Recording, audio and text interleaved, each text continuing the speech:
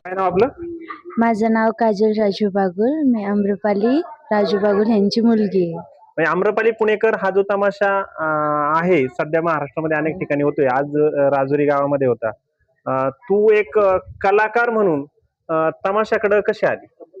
माझे आई बाबा कलाकार आहेत, त्या कारणावरून मी पण ह्या क्षेत्रात उतरले. म्हणजे त्यांची जी प्रगती बघितली ना, तर मला पण असं वाटलं की मी का गप्प बसू, मला पण माझ्या आई बाबांसारखं मोठं व्हायचं, खूप जास्त मोठं व्हायचं. त्या कारणावर मी इकडे वळले. आई वडील जे ते कलाकार म्हणून काम करतायत आणि ती कला महाराष्ट्रात पोहोचवतायत आणि तुलाही वाटलं आई वडिलांच्या पावलावरती पाऊल ठेवून तू या क्षेत्रात आलेली आहे. हो बरोबर. आता ज्या वेळेला तमाशा तर असा गावोगावचा प्रवास करत तू कुठं कुठं फिरली आहे महाराष्ट्रात?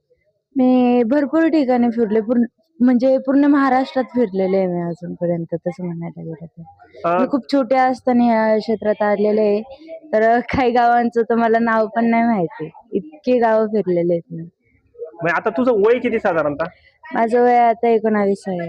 महाराष्ट्रामध्ये अनेक नृत्यांगना नृत्य करतायत. तुझंही नृत्य पाहून नाही म्हटलं तर कलाकारांची जी आहे ती पसंती आहे. तुझा डान्स जो आहे तो भारी असतो, असं कलाकारांचा एक माहोल करते. कसं तू हे सगळं अवगत केलं?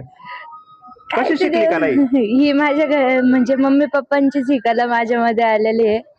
आणि स्टेजवरती गेल्यावरती काहीच कळत नाही की काही करते मी, पण जे काही करते ना ते सर्वांच्या तोंडावरती खूप आनंद असतो ते माझ्या काही गोष्टींवरून. काही नृत्यांगना, काही डान्सर जे आहेत त्या महाराष्ट्रावरच्या अगदी सोशल मीडियावरती खूप राज करतायत. काहींची नावं तुलाही माहिती आहेत, त्याच्या डान्सर आहेत. अशाच प्रकारचे डान्स करून तुला महाराष्ट्रात असं क्रेज निर्माण करावं वाटतं का?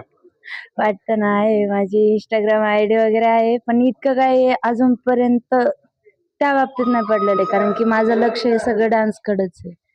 त्याच्यामुळं काय अजूनपर्यंत मी पुढे नाही गेले, पण काही दिवसानंतर मला तर वाटतं मी पुढे जाईल. तू पुढे जाणार अशी तुला खात्री आहे? हो, 100% तुला खूप खूप शुभेच्छा. तू असंच कला क्षेत्राचं जे ते तमाशा क्षेत्राचं नाव आणि कलाकार म्हणून अबाधित ठेवशील आणि अगदी हीच वाटचाल जी ती उंच करून महाराष्ट्राची एक लाडकी डान्सर म्हणून तुझं नाव व्हावं यासाठी तुला शुभेच्छा. थँक्यू. नमस्कार. काय नाव आपलं?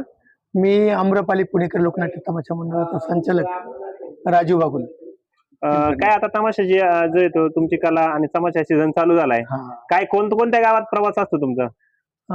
बरेच म्हणजे आता पूर्ण पुणे भाग, जुन्नर भाग, इकडे श्रीगोंदा किंवा त्याच्या पलीकडे बरंच असं म्हणजे लांबवर नाशिक, दिंडोरी, म्हणजे जवळजवळ ज्या एक 200-300 किलोमीटरच्या आसपास पंचक्रोशीत कार्यक्रम चालतात लोक लावून. तुम्ही हा तमाशाचा संच, गाड्या, माणसं हे सगळं घेता आणि गावोगावचा प्रवास करता. हे सगळं घेऊन तमाशा कला सादर करणं हे सगळं परवडेबल आहे का सध्याच्या महागाईच्या युगात? आता तसं बघायला गेलं तर काय होतंय, हा एक छंद पण असतो. जो एखादा धंदा करतो त्या धंद्याच्या फड मालकाला म्हणा किंवा त्याच्या करणाऱ्या संचालकाला म्हणा, तो छंद लागतो. आता या कलेचा छंद असल्यामुळे नफा आणि तोटा हे दोन्ही संगतीत चालू असतात. आणि हल्लीच्या काळात फारच जिक्रीचं झाले, कारण का कलाकारांना 1000 रुपयात 500 रुपयात काम करणाऱ्या परवडत नाही. आता त्या कलाकाराच्या कलेनुसार त्याला 2000-3000 रुपये पेमेंट द्यावं लागतं पर डेच. आणि तमाशाचा संच हा 40, 50, 60 कलाकाराच्या एवढा ग्रुप लागतो. आणि काही मोठ्या तमाशाला तर 100, 150 लोक राहतात. मग एवढ्या लोकांना पेमेंट कसं वाटायचं, एवढ्या लोकांचं खाणं पिणं, त्याच्यात येणारे छोटे मोठे संकट, त्याच्यामध्ये छोटे मोठे त्याच्या पाठीमागचे जे गणित असतात ते गणित जुळवायला फार जिक्रीचं होतंय. आणि पब्लिककडून पैसा एवढा मिळत नाही. म्हणजे कधी एखादी सुपारी लाखभर रुपयाची मिळती तर कधी 30 सुपारी आपल्याला 50,000 पण करावं लागतं. कधी 1.5 लाखात होते तर कधी 30 सुपारी 70,000 करावं लागते. म्हणजे कधी कधी चांगले दिवस थोडे आणि त्याच्याच बरोबर वाईट दिवसही थोडे, असं करत करत फार जिक्रीचं होतंय. येणारा पैसा जितका वेगाने येतो तितक्याच वेगाने निघून जातो. पुन्हा कलावंत जैसे थे तसाच राहतो. मधल्या काळामध्ये कोरोना आला आणि कोरोनाच्या काळामध्ये तमाशा जे ते बंद होते, त्या काळात कलाकार म्हणून तुम्हाला कसे दिवस गेले? ते फार वाईट दिवस गेले सगळ्यांवरती. तो प्रसंग होता, फारच वाईट प्रसंग होता. प्रत्येक माणसाला जीवनाचं महत्व कळालं. कोरोना आला, काही लोकांना फार संकट आली, वाईट घडलं, पण माझ्या अंदाजे थोडस बरंही घडलं. कारण माणसाला आहे ना, पैसा पाणी हे सगळ्या गोष्टी दूरच होत्या, पण खरंच जीवन कसं जगलं पाहिजे, स्वतःसाठी कसा वेळ दिला पाहिजे, हे त्या कोरोनाने शिकवलं. पण त्या काळात कलाकारांचे फार हाल झाले. काहीच उपजीविकेचं साधन नव्हतं, कुठेही काम करण्याची संधी नव्हती. अगदी लोकांकडून जे मिळेल ते खाऊन दिवस काढले. त्यात आमच्यासारख्या लोकांनी इतरांकडून जे मिळायचं ते इतरांना कसं वाटता येईल, त्यांचं जीवन कसं जगतील, अशा अनेक कलाकारांना आम्ही पोचण्याचा वा देण्याचा प्रयत्न केला. परंतु लोक प्रेम करतात, जगात खूप लोक चांगले आहेत, खूप प्रेम करतात, खूप माया करतात, लोक कलावंताला खूप जीव लावतात.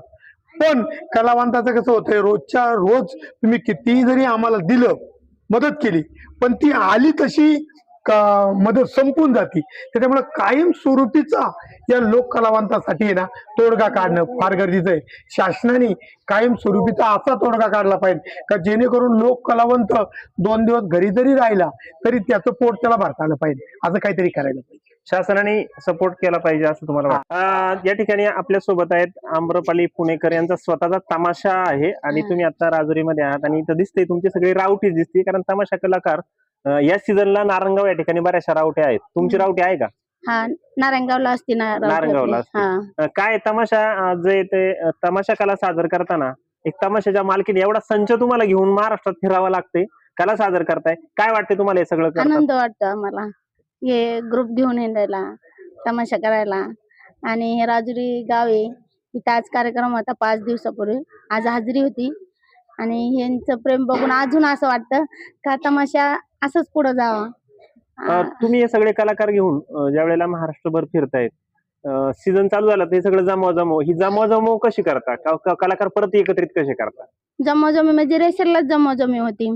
बाहेरून काय कलाकार पुण्याचे असतात, मुंबईचे, जालन्याचे, काय आपल्या आसपास संगमनेर भागातले असे कलाकार जमा होतात. नांदूर सिंगोट्याला हाजरी होती. नंतर पहिला कार्यक्रम आपला राजुरीतच होतो. इथूनच रेसल करून आम्ही बाहेर निघतो. तुम्हाला एक पुढचं विचारायचंय, समजा तमाशा सीझन संपल्याच्या नंतर कुटुंबासाठी तर काहीतरी पोटासाठी करावं लागतं प्रत्येक कलाकाराला. कलाकार म्हणून हे कलाकार काय व्यवसाय करतात किंवा काय शांत राहतात घरी? हा, शांत राहतात, ज्याच्या त्याच्या पद्धतीने. काही शेती करतात, काय असं दुकानात, असं ज्याच्या त्याच्या बाहेर. तमाशाच्या मालकीन तुम्ही आहात, तुम्ही शेती केली कधी? हा, मी पण शेती केली. आता गाय आहेत आपल्याकडं, दूध निघतंय, आता गहू लावलेत, असं शेती पण करतो आम्ही. तुमच्याकडे गाया किती आहेत आता? 13 गाया. म्हणजे तुम्ही शेती करता फावल्या हा, वेळात? शेती करतो. आणि हे सगळा संच समाज सीझन पुरता हा, सीझन पुरता, नंतर मग तमाशा करतो आम्ही. आता महाराष्ट्रात कुठे कुठे जाणार आहात तुम्ही? आता जिकडे सुपारी येतील तसे अशा.